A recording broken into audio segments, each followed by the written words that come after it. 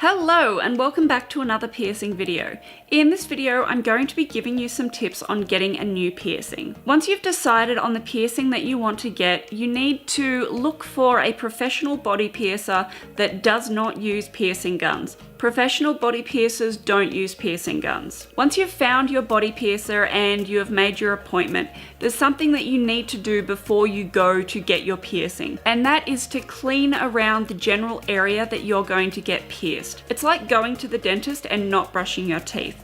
It's unhygienic and it's extremely disrespectful to the person who is going to be piercing a part of your body. If you have anxiety or you're high strung or you're just really worried about it hurting, try and relax as much as possible, because the more you panic about a piercing hurting, the more it is going to hurt. And I know this from my own personal experience.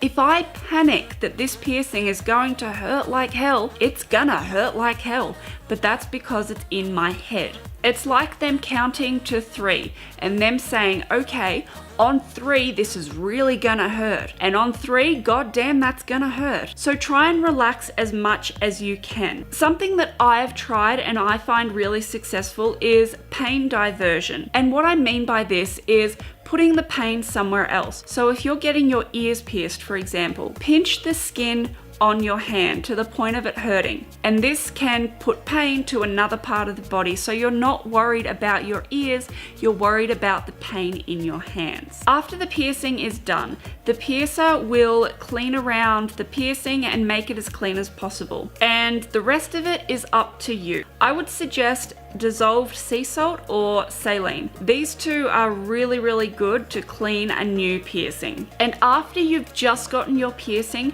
don't clean it straight away. Give it time to settle down. It's going to be very tender, so don't pick at it, don't poke it, don't pull away any scabs or any dry blood. That is just going to cause infection and make the chance of your piercing getting rejected a lot higher. So wait a couple of hours after the piercing is done and use a Q-tip and dissolve sea salt or saline water and dip it in and clean around it. Make sure to not use your fingers. There's so much germs on your hands, and no matter how many times you wash your hands, there's still a very high chance of spreading germs to a freshly open wound. After 2 or 3 days, you should not be cleaning your new piercing more than twice a day, because this is over cleaning a piercing and getting rid of the natural bacteria that your body needs to naturally heal this piercing. And you're not giving your piercing time to heal by itself. Things to avoid when you're cleaning your new piercing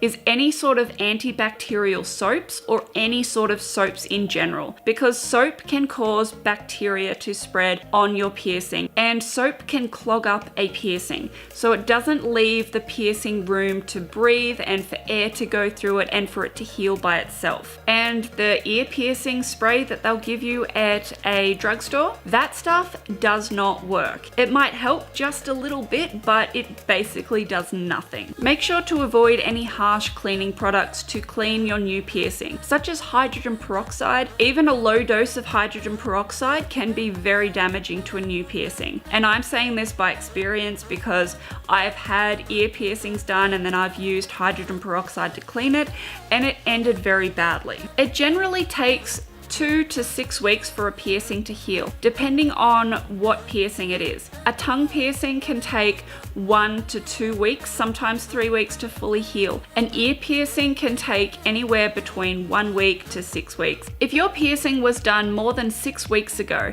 and it's still not healing, you need to go back to your piercer and get some advice. When I got my industrial pierced, it took about 8 months for it to fully heal, and within about 3 months it actually got infected. So I went to the doctors and I got a script for antibiotics, which healed it up really nice. But an industrial piercing is a piercing that can take up to a year to fully heal. So it all depends on what piercing it is and how long it's going to take to heal. Surface piercings have a higher rate of rejection than normal piercings, and unfortunately there's no way to prevent it from getting rejected, and if it does get rejected, there's no way to fix it. And the only thing to do if that happens is to take out the piercing. But if you have any questions about that, I'll have linked up in the cards my video about piercing piercing rejection. When you get a piercing done with a needle, they'll usually use a longer bar to allow for swelling while it's healing. So after the piercing is fully healed, you can go back to your piercer and they can change it to a shorter bar. But please don't take my advice too seriously because I am not a professional body piercer. This is all from my own personal experience and what I have learned from